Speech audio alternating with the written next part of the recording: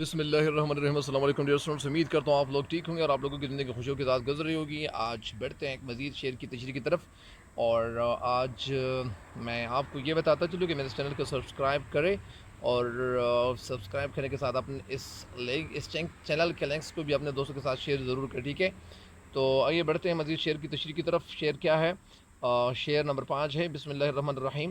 اسی کو سینے سے اپنے لگائے پھرتا ہوں، وہ ایک غم جو غم رفتگاں سے دور نہیں۔ اسی کو سینے سے اپنے لگائے پھرتا ہوں۔ اپنے لگائے پھرنا یعنی اپنے سینے میں اسی غم کو میں اپنے غم اسی غم کو اپنے سینے سے لگائے پھرتا ہوں۔ وہ ایک غم جو غم رفتگاں سے دور نہیں، اور غم رفتگاں گزرا ہوا غم سے دور نہیں ہے۔ اس کا مفہوم کچھ یوں ہے کہ شعر میں کہنا یہ چاہتے ہیں کہ مجھ سے پہلے جانے والے دوستوں کا جو غم تھا، یعنی وہ دوست جو مجھ سے پہلے وفات پا چکے ہیں، اس دنیا سے جا چکے ہیں اور وہ اس دنیا سے رخصت ہو چکے ہیں، میں اسی غم کو سینے سے لگائے پھرتا ہوں۔ اس کا مفہوم یہ ہے کہ وہ شعراء جو ان کا ایک محبوب ہوتا تھا اور وہ ایک محبوب کے ساتھ محبت کرتے تھے، لیکن وہ شعراء بھی اس دنیا سے جا چکے ہیں، ان کے محبوب وہ بھی اس دنیا سے جا چکے ہیں۔ تو جس طرح وہ لوگ اپنے محبوب کو چاہتے تھے، اپنے محبوب کے ساتھ عشق کرتے تھے، محبت کرتے تھے، پیار کرتے تھے، تو اسی طرح میں بھی ان کی طرح، میرے بھی ایک محبوب ہے، میں بھی ان کی طرح ایک محبوب اپنے پاس یہ رکھتا ہوں۔ میرے پاس بھی ایک محبوب ہے، یا میں بھی ایک محبوب رکھتا ہوں، میں بھی ایک محبوب کے ساتھ محبت کرتا ہوں۔ تو جس طرح وہ ان کے ساتھ محبت کرتے تھے، پیار کرتے تھے، تو میں بھی ان کی طرح ایک محبوب میرا بھی ہے، اور میں بھی ان کے ساتھ محبت کرتا ہوں۔ بہت سارے لوگ جس دنیا سے جا چکے ہیں، وہ اپنے ساتھ غموں کو یعنی اپنے ساتھ لے چکے ہیں، ان کے غم ختم ہو چکے ہیں، اس دنیا سے جا چکے ہیں، لیکن میں بھی ان کی طرح اسی غم کو سینے سے لگائے پھرتا ہوں۔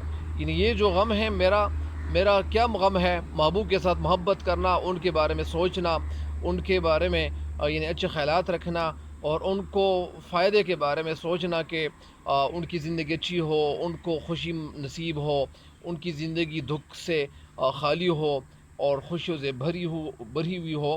تو اسی وجہ سے شعر میں کہنا یہ چاہتے ہیں، اس شعر کی تشریح کچھ یوں ہے کہ شعر میں کہنا یہ چاہتے ہیں کہ جتنے شاعر جو اس دنیا سے یعنی اپنے شعراء کے ساتھ یہ ایک موازنہ کرتے ہوئے کہتے ہیں کہ مجھ سے پہلے جتنے بھی عاشق دنیا میں گزرے ہیں، یعنی جو شعراء تھے وہ بھی عاشق تھے، وہ بھی اس دنیا سے گزرے ہیں۔ عاشق کی جمع عشاق ہے، اور عشاق میں یہ لکھتا ہوں عشاق، تو اسی طرح عاشق کی جمع عشاق یا عاشقوں، تو میں بھی یعنی ان کی طرح یعنی وہ مجھ سے پہلے اس دنیا سے جا چکے ہیں، اور میں بھی ان کی طرح مجھ سے پہلے جتنے عاشق تھے وہ دنیا سے گزرے ہیں۔ انہیں بس ایک ہی غم تھا اور ایک ہی قلق ہوتا تھا، اور وہ ایک ہی روگ اپنے پاس رکھتا تھا، اور ان کا ایک ہی روگ ہوتا تھا، اور وہ روگ کیا تھا؟ وہ غم کیا تھا؟ وہ محبت کا غم ہی تھا، یعنی جانان کا غم تھا، محبوب کا غم تھا۔ اور میرا حال بھی بالکل ان جیسو ہے، یعنی جیسے ان کا حال تھا، ان ساتھیوں کا حال تھا، ان دوستوں کا حال تھا۔ وہ میرے جو دوست تھے، یا وہ میرے جو دوست تھے اور وہ میرے ساتھی تھے، ان کی طرح میرا بھی حال ہے۔ میں بھی ان کی طرح محبت کا غم عرصے دراز سے یعنی اپنے ہوئے ہوں، اور میں بھی ان کی طرح یعنی اسی غم کو میں اپنے سینے سے لگائے پھرتا ہوں۔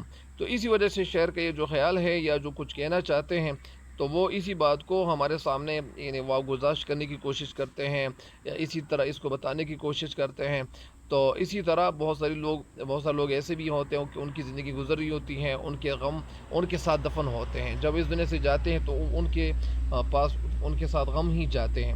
تو اسی وجہ سے میں بھی ان کی طرح محبت کا غم بہت عرصے سے اپنے سینے سے لگائے پھر رہا ہوں، بہت عرصے سے اپنے سینے سے لگائے پھر رہا ہوں، اور ایسا دکھائی دے رہا ہے یا ایسا دکھائی دیتا ہے کہ میں بھی ان کی طرح ساری زندگی اسی غم میں گزاروں گا، اور یہ غم یعنی میں بھی ان کی طرح ساری زندگی اسی غم میں گزاروں گا، اور کبھی محبوب کا جو وصال ہے، محبوب کی ملاقات ہے، وہ کبھی نصیب نہیں ہوگی۔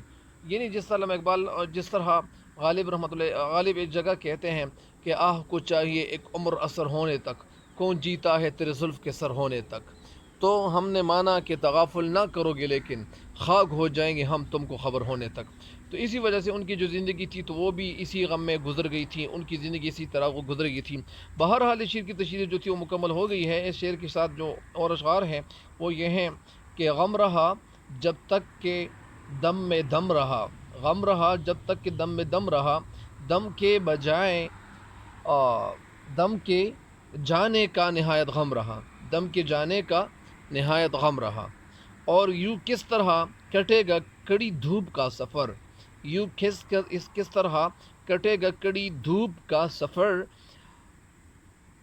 اور سر پر خیال یار کی چادر ہی لے چلے یا لے چلی، تو اسی طرح لے چلے، تو اسی طرح یعنی وہ شاعر جس دنیا سے گزرے ہیں ان کے جو غم تھے، ان کا جو غم تھا، تو اسی طرح وہ غم میرا بھی ہے۔ بہرحال اس شعر کی تشریح مکمل ہو گئی ہے، تب تک کے لیے اجازت چاہتے ہیں۔ اللہ حافظ۔